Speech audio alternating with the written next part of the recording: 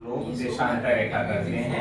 ये एक बिंदु से निकलकर पुनः उसी बिंदु पर मिल जाती है, इसलिए यह रेखा एक दूसरे के समांतर नहीं होती है ना। एक दूसरे से मिलती हुई प्रतीत होती है। ठीक है, इनकी संख्याओं के बारे में अगर हम लोग बताएं, यहाँ देखिए ये भूमध्य मतलब ये जो है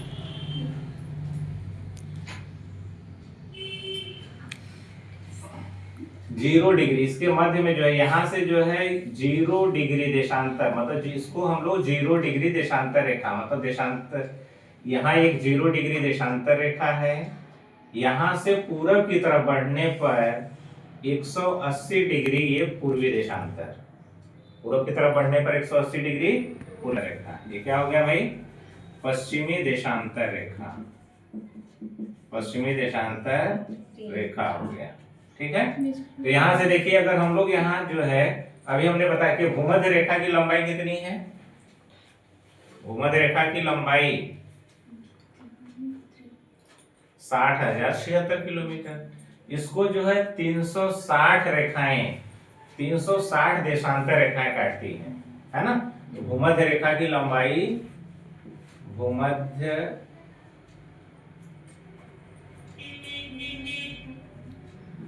रेखा की लंबाई कितनी है भाई?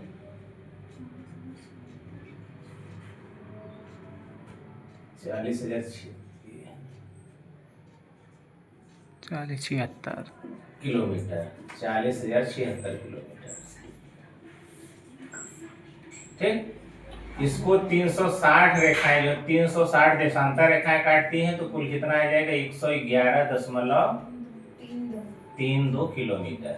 यानी 1 डिग्री देशांतर रेखा बराबर, 1 डिग्री देशांतर रेखा बराबर 111.32 किलोमीटर होता है। ठीक है, और यहाँ जो है अगर हम पूरब की तरह, मतलब देशांतर रेखा 0 डिग्री से पूरब, यहाँ जो है इसी को जो है हम जीएमटी लाइन भी कहते हैं। क्या कहते हैं? जीएमटी लाइन, जो कि लंदन में स्थित है। लंदन का एक शहर है ना, इसी पर स्थित है, जो 0 डिग्री देशांतर रेखा पर, इसलिए इसका नाम रखा गया जीएमटी लाइन रखा गया है ना। तो यहाँ से पूरब की तरफ जाने पर समय में वृद्धि होती है, यहाँ से पूरब की तरफ जाने में समय में वृद्धि होती है, और पश्चिम की तरफ आने में समय में कमी होती है। समय में क्या होती है? कमी हो जाएगी। ठीक, समय में। ठीक, अब यहाँ से देखिए 1 डिग्री देशांतर समय, 1 डिग्री देशांतर बराबर 4 मिनट के बराबर होता है। 1 डिग्री देशांतर बराबर 4 मिनट के बराबर होता है। यानी हम 1 डिग्री देशांतर पूरब की तरफ जाएंगे, 4 मिनट में वृद्धि होगी। इसी प्रकार यही हम देखते हैं, तो भारत का जो मानक समय है, यहाँ से मतलब सभी देशों का मानक समय यहाँ से जो है यहीं से तय किया जाता है ना। तो मानक समय जो है हमेशा जो है 15, मतलब ये 7.5 डिग्री के 7.5 डिग्री के अंतराल पर होता है।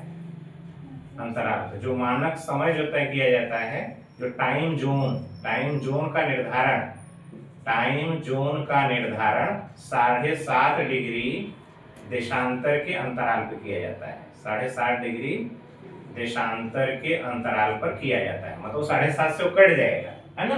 तो भारत का जो देशांतर समय है, जैसे देखिए 1 डिग्री बराबर 4 मिनट, तो यहाँ से हम अगर यहाँ पूरब की तरफ देखें तो 180 डिग्री, तो 180 डिग्री देशांतर का मतलब हुआ 180 गुणे 4 बराबर 700, कितना हो गया ये?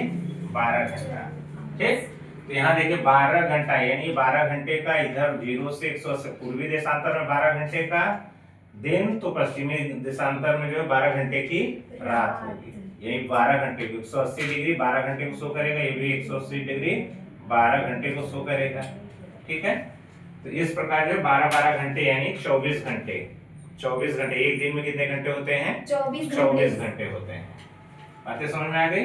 तो यहाँ देखिए हम भारत का जो मानक समय है, भारत में हर देश का अपना एक मानक समय है, तो इस प्रकार जो है भारत का मानक समय, भारत का मानक समय कितना है? 82.5 डिग्री, 82.5 डिग्री।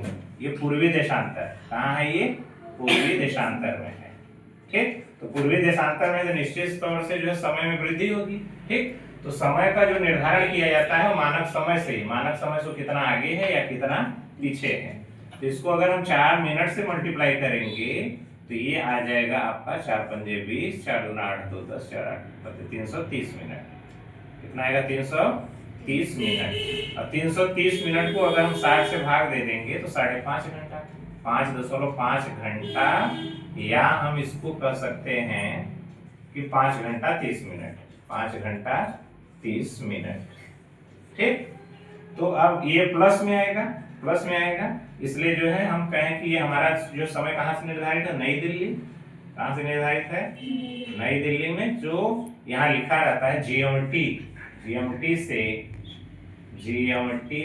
+5:30